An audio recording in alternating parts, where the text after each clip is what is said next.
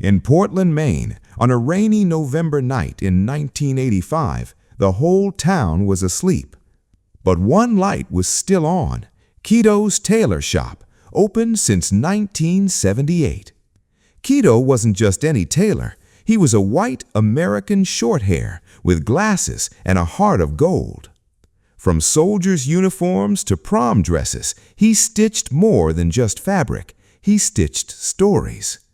That night, a sudden knock shook him, a knock that would change everything. Outside, in the pouring rain, was a single, soaking cardboard box. It was moving. It was crying, a cry you can't explain with words. Inside, a tiny ginger kitten, shivering, scared, and alone. Around its neck, a red woolen scarf, and pinned to it a note. Kido wrapped him in a warm towel. The kitten finally felt safe. He pulled out a warm bottle of milk. The kitten drank like he'd been lost for days. Then Kido read the note. His glasses fogged up instantly. "His name is Charlie. I can't keep him. Please give him a home, a mom who loves him. God bless America." Kido held Charlie close in his rocking chair. He understood that note. Because 20 years ago, in a snowstorm, Mr. Johnson found him the same way. Mr. Johnson told him, "Son, everyone deserves a warm place." That night, Kido realized this shop wasn't just for tailoring, it was a shelter. Morning came, the rain stopped. Charlie was asleep in Kido's apron pocket. Kido walked to his sign and added 3 new words: "and adoption center." The stitch that binds us had just begun. The neighbors peeked in and smiled. They knew Kido's heart. A little girl ran in. She saw Charlie and her eyes lit up. She gently petted him.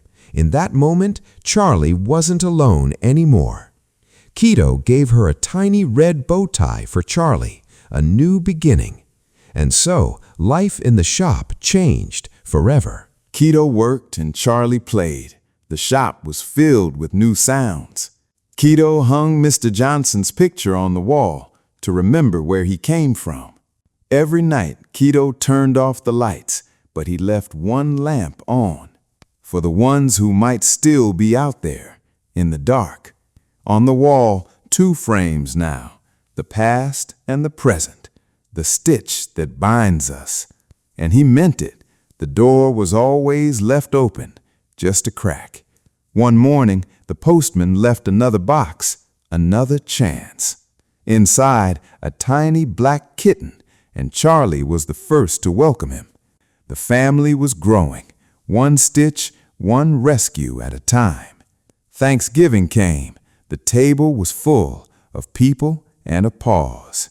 Kido said a prayer, thankful for every life that walked through his door. Christmas was magic, gifts, laughter, and tiny paws tearing wrapping paper.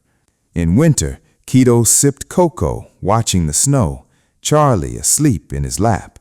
Spring brought flowers and kittens playing in the sun. He fixed a veteran's jacket while the veteran thanked him with a pet for Charlie. On the 4th of July, they watched fireworks, a true American family. Kido kept a log, adoption log, page after page of happy endings. But one day, a family came for Charlie.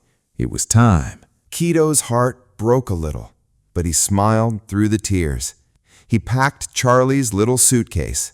Inside, the red scarf from that rainy night. At the door, Charlie kept looking back. Goodbyes are the hardest stitch. Kido stood alone, holding Charlie's photo. The shop felt empty, but his heart was full. That same night, it rained again. Kido held the photo and heard it. Another knock. Could it be? He opened the door and smiled. Another wet box. Another chance to love. The cycle of kindness. Kido lifted the box. Inside, 2 new kittens. He looked to the sky. "Thank you, Mr. Johnson," he whispered. "The legacy lives on." Years passed. Kido's fur turned gray, but his shop was full of life. The neon sign glowed in the rain. Kido's tailor shop and adoption center. The door still open. Because in America, the dream isn't a big house. It's leaving your door open for someone who needs one.